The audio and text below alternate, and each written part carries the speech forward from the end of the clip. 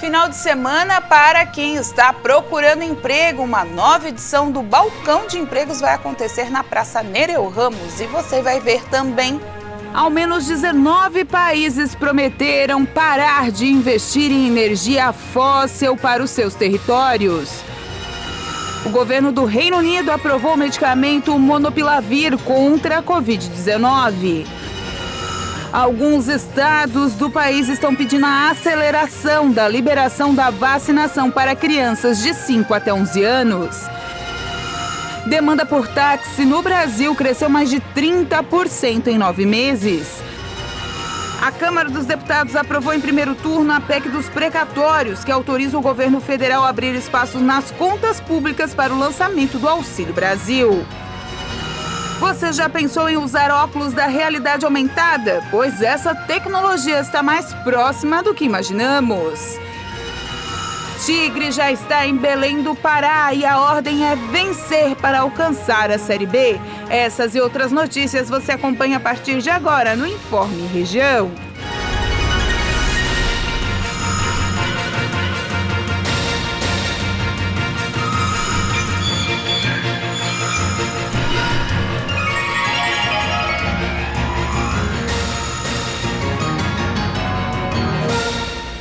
Olá, hoje é sexta-feira, dia 5 de novembro de 2021.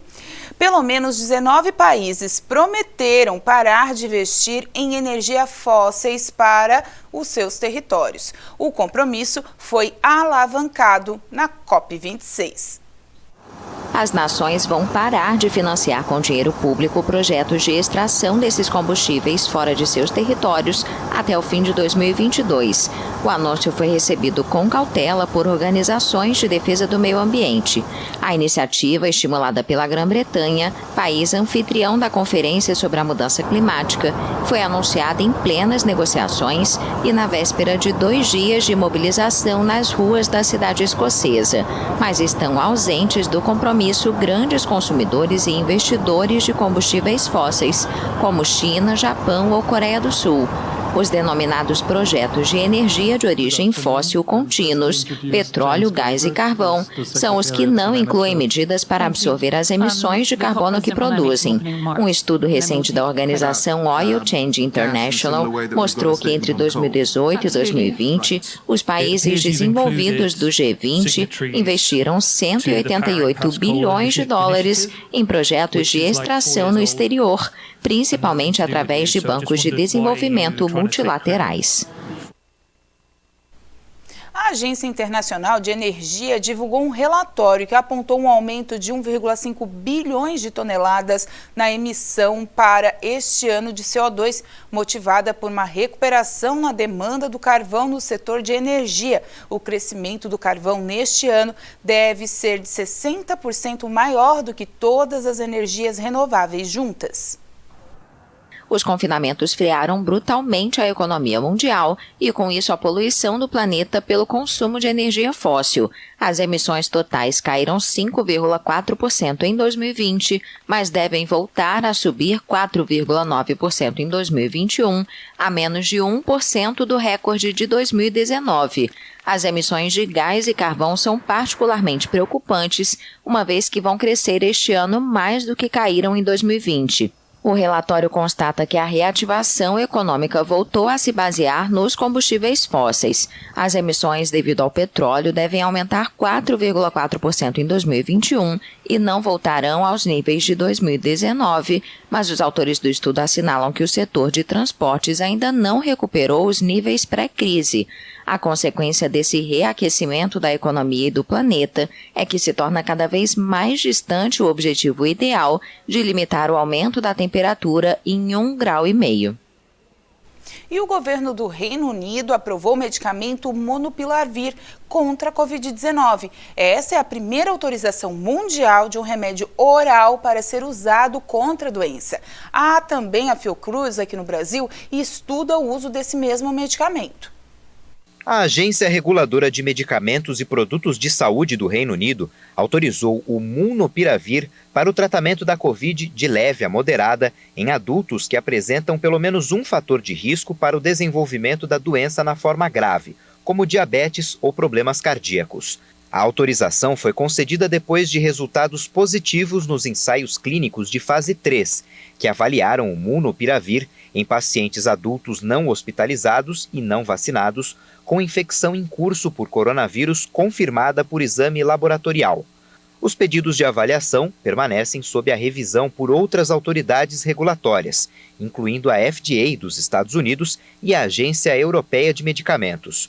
O Brasil, por meio da Fundação Oswaldo Cruz, se juntou a mais de 100 países para estudar a eficácia do remédio contra o coronavírus. Alguns estados do país estão pedindo a aceleração da liberação da vacina contra a Covid para crianças de 5 até 11 anos. Quem ainda não está liberado no Brasil, mas quem está fazendo à frente é o estado de São Paulo. O governo de São Paulo enviou um ofício à Agência Nacional de Vigilância Sanitária solicitando urgência na autorização para o início da vacinação de crianças entre 5 e 11 anos de idade. Membros da equipe de saúde do estado participaram da reunião com o Conselho Nacional de Secretários de Saúde para discutir a inclusão desse novo público na campanha de imunização contra a Covid. Uma das justificativas defendidas é a de que a vacinação de crianças é um importante passo para o controle da pandemia e a proteção da população. O Centro de Controle e Prevenção de Doenças dos Estados Unidos endossou a recomendação para a inclusão da vacinação desse público na imunização, abrindo caminho para esse novo passo em território americano. O diretor do Instituto Butantan, Dimas Covas, afirmou que encaminhou novos dados à Anvisa e solicitou uma outra avaliação sobre o uso da vacina Coronavac em crianças. Segundo ele, o imunizante já foi amplamente utilizado em crianças e adolescentes e é o mais seguro para o uso nessa faixa etária. Em agosto, a agência barrou a vacinação de menores de 17 anos com esse imunizante por falta de dados. E muitos cafeicultores estão experimentando os efeitos negativos das mudanças climáticas, que é uma grande preocupação para a indústria. A alta demanda de café também significa que mais áreas são necessárias para produzir o grão e são insuficientes no momento, levando mais desmatamento. Para evitar que este cenário seja ainda maior, cientistas finlandeses finalizaram uma nova técnica que permite que uma das bebidas mais consumidas do planeta seja fabricada de forma mais sustentável, mas com o mesmo cheiro e o mesmo gosto. O novo produto não é moído. Na verdade, é o resultado de um aglomerado de células de uma planta de café, sob condições de temperatura, luz e oxigênio, controlados em um bioreator. Depois de torrado, o pó é preparado exatamente da mesma forma que o café clássico, um método que permite evitar os atuais problemas ambientais do café, cuja produção mundial está próxima a 10 milhões de toneladas o grão. De acordo com o líder da equipe de pesquisa Eiko Richer, usar a agricultura celular para substituir commodities agrícolas é ter um processo mais sustentável. Então, a ideia é mesmo no longo prazo substituir os processos agrícolas, porque temos um processo mais sustentável aqui. Haveria menos uso de pesticidas e fertilizantes, e o transporte seria muito reduzido, além do benefício adicional de consistência, com um produto que não depende de estações ou outros fatores ambientais. Na Europa, o café cultivado em laboratório precisa ser aprovado como novo alimento antes de ser comercializado. A seguir, motoristas de táxis comemoram o aumento do número de corridas país afora.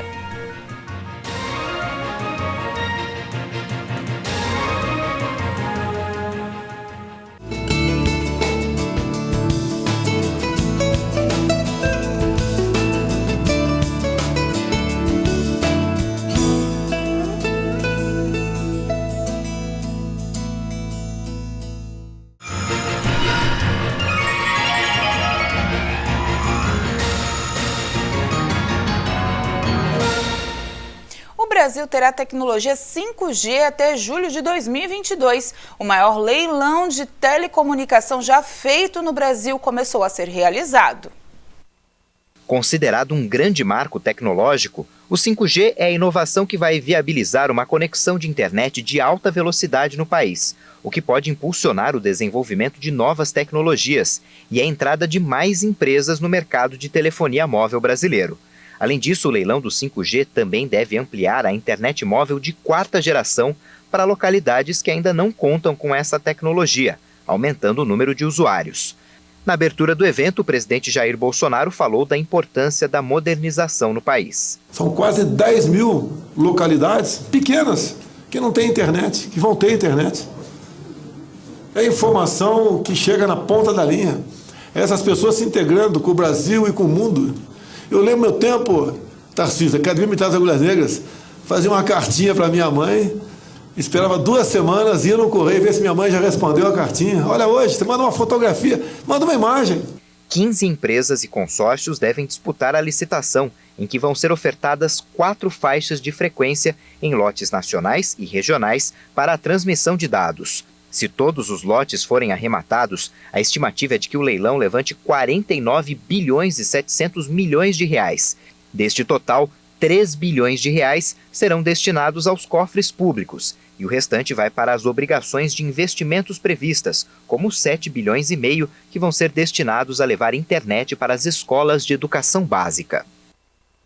E o leilão ainda continua nesta sexta-feira. A Câmara dos Deputados aprovou em primeiro turno a PEC dos precatórios, que autoriza o governo federal a abrir espaços nas contas públicas sem furar o teto de gastos. A proposta viabiliza o lançamento do Auxílio Brasil, que vai pagar R$ 400 para 2022.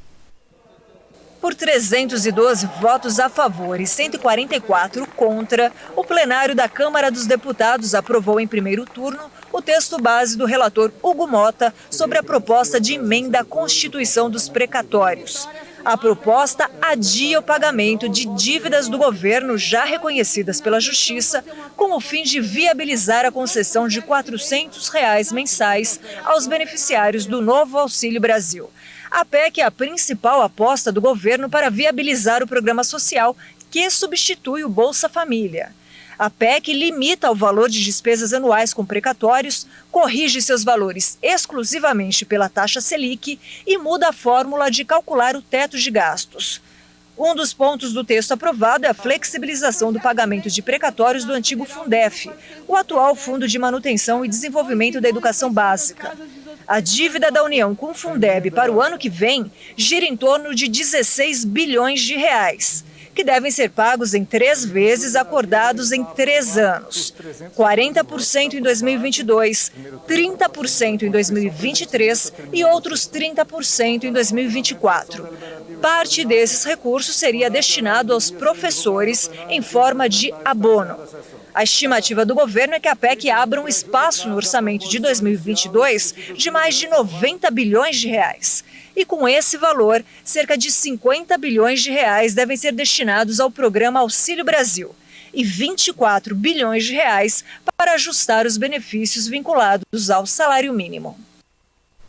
Você já pensou em usar um óculos de realidade aumentada? Aquele que aparece os detalhes da internet ou mesmo um cardápio para fazer um pedido do restaurante bem na sua frente? Pois é, a tecnologia está mais próxima do que imaginamos. A CEO da Magic Leap, Peggy Johnson, deu uma amostra de como o futuro pode parecer no metaverso. A empresa apresentou um protótipo de óculos com realidade aumentada durante a conferência anual de tecnologia Web Summit em Lisboa. Quando você pensa nisso, vemos que a realidade virtual nos coloca em um dispositivo e logo estamos em outro mundo.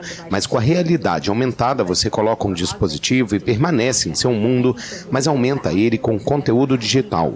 Acho que a realidade do metaverso seria poder colocar nossos óculos enquanto andamos pela cidade e pode ver as avaliações de restaurantes e o cardápio. A realidade aumentada pode ser útil em diversas áreas e setores do cotidiano. A tecnologia já foi aplicada na medicina por médicos cirurgiões que tinham como objetivo separar um par de gêmeos siameses. Quando utilizadas, informações saltam diante dos olhos dos usuários. Até o momento, a experiência de muitas pessoas com a realidade aumentada se limitou a jogos como Pokémon Go ou pelo uso de filtros em imagens. Em outubro, a companhia, com sede na Flórida, anunciou que arrecadou mais $500 milhões para financiar o Magic Leap 2 mais leve, previsto para ser lançado em 2022.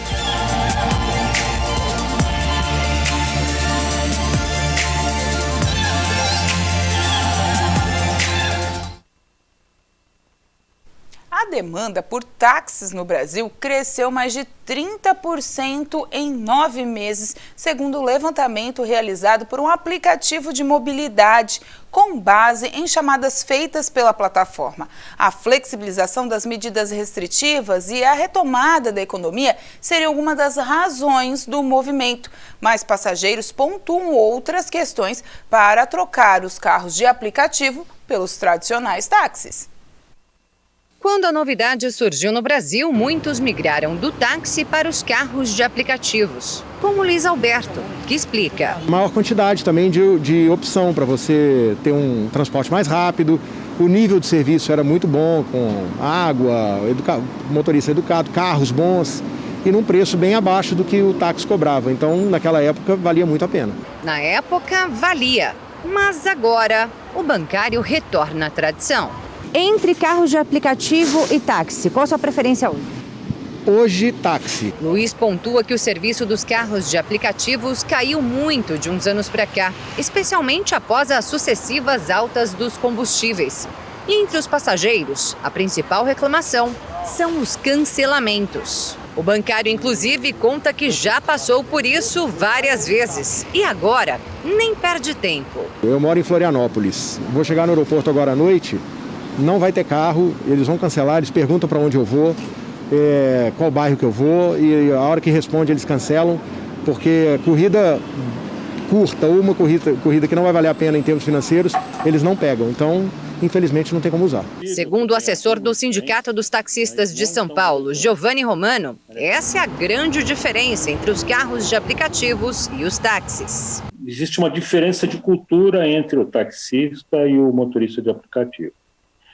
Isso vem da legislação. O taxista, ele não pode recusar o passageiro. O taxista vai fazer a sua corrida, mesmo que ele tenha ficado 3 horas no ponto, e essa corrida que você solicitou vai dar no máximo R$10.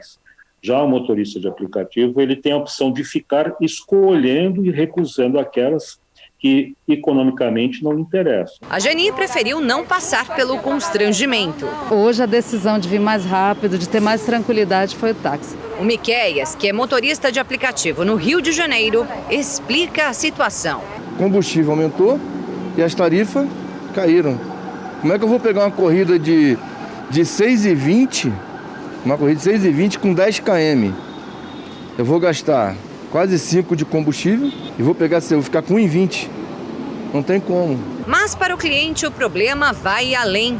A pedagoga que mora no Amapá disse que ficou ainda mais desapontada com o atendimento nesta visita a São Paulo. Já foi bem complicado de não querer levar a bagagem, né? Dizer, é com bagagem? Não, e ir embora, tá bem complexo. Por isso, para muita gente, o táxi acaba sendo a melhor opção. E o resultado? Segundo o levantamento recente entre os meses de janeiro e setembro deste ano, a procura por táxis cresceu cerca de 36% em todo o país. Mas aqui em São Paulo, esse aumento foi muito maior, de cerca de 126%. E aqui no aeroporto de Congonhas, na capital paulista, esse aumento fica nítido. A dona Neuza, por exemplo, que trabalha como taxista há 16 anos, notou a diferença, mas não foi tanto assim, né, dona Neuza? Isso mesmo, foi uns 20%. O assessor do Sindicato dos Taxistas de São Paulo explica essa diferença entre o aumento da demanda para a dona Neuza e a alta verificada pela pesquisa. Quando o Vaditaxi fala que houve um aumento de 126%, mas é 126% em cima de números praticamente nulos. E nós chegamos à pandemia a números extremamente baixos, né? Uma queda que chegou, em muitos casos, a mais de 80%, e agora está havendo uma retomada. né, o retorno do público usuário ao serviço de táxi. O taxista Alexandre Martins, que coordena o serviço de táxi no aeroporto de Congonhas, diz que essa retomada começou no início do segundo semestre. Em virtude da segunda dose da vacinação. Aí o movimento começou. A dona Neuza aponta outro critério para o aumento da demanda dos táxis. Por conta da tarifa mesmo, né?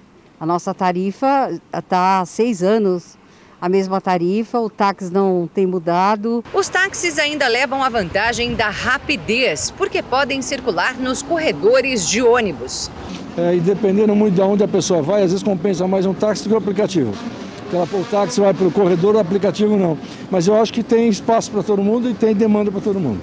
O Marcos é motorista de aplicativo em São Paulo e conta que para ele a demanda continua a mesma. Já no Rio de Janeiro, segundo Miqueias, a situação está mais complicada. Já falei até com a minha esposa, né? Eu já estou quase desistindo, porque não está dando.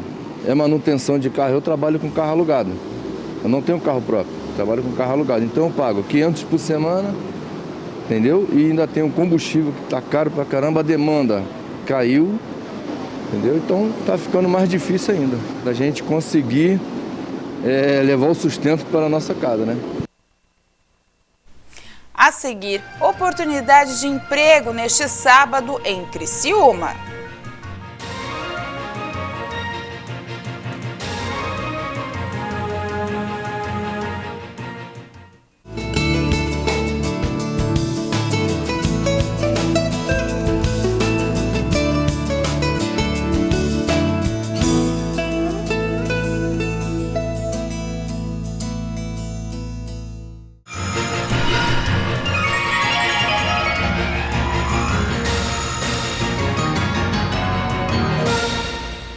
A Secretaria de Assistência Social de Criciúma promove mais um balcão de empregos. Agora serão 64 vagas disponíveis para vários cargos. A quarta edição do Balcão de Empregos de Criciúma ocorrerá neste sábado na Praça Nereu Ramos. A campanha, organizada pela Secretaria de Assistência Social e Habitação, tem o objetivo de mediar o contato entre empregadores e pessoas à procura de novos postos de trabalho. Neste sábado, dia 6/11, vai ocorrer a quarta edição do Balcão de Empregos aqui na cidade de Criciúma. Já é uma ação da Secretaria de Assistência Social que a gente está fazendo todos os meses para estimular a empregabilidade, agora nessa retomada econômica na cidade. Nós teremos nessa edição 4 empresas que estarão lá instaladas com seus RHs. São empresas do ramo mercadista, ceramista, fast food e também de serviços gerais. Para participar é muito fácil. O candidato tem que vir com um documento de identidade em mãos e também com o currículo. Vai ser na Praça Nereu Ramos, no coração da cidade de Criciúma. Vai iniciar às 8h30 e vai encerrar meio-dia. Então você que está desempregado, está procurando uma vaga no mercado de trabalho, vá até a Praça Nereu Ramos nesse sábado agora, dia 6/11, na nossa quarta edição do Balcão de Empregos de Criciúma. Ao todo estão disponíveis 64 vagas para aplicação, sendo 50 delas no ramo mercadista. Outros cargos estão disponíveis, que são para serviços gerais, operadores de empilhadeira, porteiro, servente de limpeza e zelador. Para participar, basta comparecer na Praça Nereu Ramos, munido de documento pessoal e currículo. A equipe da pasta estará no local das 8h30 ao meio-dia, junto dos profissionais dos setores de recursos humanos das empresas. E o Criciúma Esporte Clube já está em Belém do Pará, onde vai enfrentar o Paysandu. Antes da viagem, teve treinamento perto da torcida e, é claro, muito otimismo para pensar no acesso.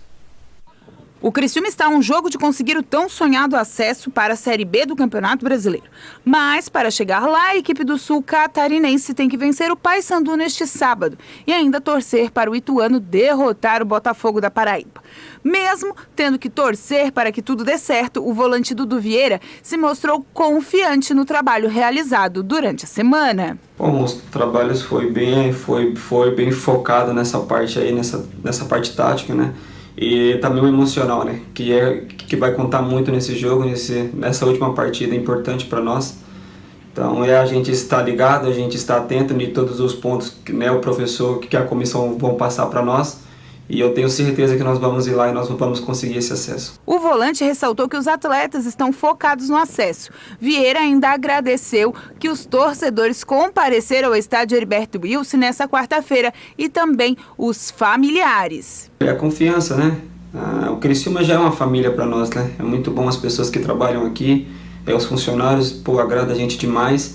E foi muito importante ontem para nós, a gente nos deu uma tranquilidade a mais, né? Ver nossos familiares ali no campo, mas agora é concentrar já para o jogo, que nós temos uma grande batalha pela frente.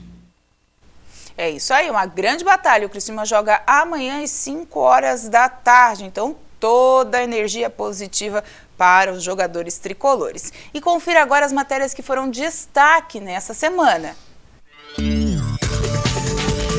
Segunda-feira, faltando menos de um mês para Black Friday, muitos consumidores já começaram a pesquisar as ofertas. 6 em cada 10 brasileiros pretendem fazer compras na data. E com a retomada das atividades, a procura por roupas está no topo da lista. As pessoas ficaram 2 anos em restrição, né, ou distanciamento social, se você preferir, e claramente você não faz investimento em vestuário, em calçado, né, numa situação dessas. Na hora que você retoma as atividades, os encontros, as atividades sociais, há uma necessidade também de renovação. Regiões do Meio-Oeste e Serra apresentam demandas sobre a atualização do Código Ambiental. A atualização ocorre por força de lei após 10 anos da instituição. Os debates vão acontecer em diversas regiões, inclusive aqui no Sul. Possamos oferecer segurança jurídica no texto que será formatado e que vai tramitar como um projeto de lei na Assembleia Legislativa em 3 comissões e que estará concluso para votação ainda neste ano legislativo e claro, com sanção do governador. Terça-feira, após o anúncio da liberação da entrada de brasileiros nos Estados Unidos, o consulado americano retomou o agendamento para novos vistos. O Asilo São Vicente de Paulo sempre depende de muitas doações e elas, depois da pandemia, se tornaram um pouco mais escassas. Se você tem algo para doar, o asilo está recebendo. A gente tem recebido menor quantidade, mas a gente pede para a comunidade, sempre que puder, né, trazer mais roupas, que a gente está sempre precisando. Passou agora o inverno, vem o verão, a gente precisa de roupas de verão também. Quarta-feira, uma servidora pública de Criciúma foi afastada por aplicar, segundo as informações da própria administração municipal, por engano, uma dose da vacina contra a Covid-19 em uma criança de 6 anos. Só falta dizer que agora estamos furando a fila aqui em Criciúma, né? Só falta denunciar o prefeito, o secretário e a sua equipe do Ministério Público por improbidade administrativa. Meu Deus do céu, um erro humano. Com a diminuição dos casos de Covid na cidade de Criciúma, a Secretaria de Saúde informou que o centro de triagem da Covid será fechado em 1º de dezembro. Quinta-feira, Içara abriu as portas para o seu festival literário. O evento vem de encontro às comemorações dos 60 anos da cidade. Essa foi uma grande ação do governo, da prefeita Dalvânia, a oferta do Vale Livro para os alunos de R$30 e para os professores de R$50. A gente tem percebido que esse estímulo à leitura vai influenciar não só as crianças, mas também as famílias. O governador Carlos Moisés sancionou o projeto de lei de autoria do deputado estadual licenciado Luiz Fernando Vampiro, que proíbe a oferta de contratação de empréstimos ou financiamento para aposentados e pensionistas por meio de ligação telefônica. E com essa informação a gente encerra o Informe Região desta sexta-feira. Lembrando para você que essas e outras notícias você acompanha seguindo as nossas redes sociais, no @TV Primavera, no Instagram e no Facebook, e é claro, no nosso canal do YouTube. A todos vocês uma boa noite, um bom final de semana, até segunda.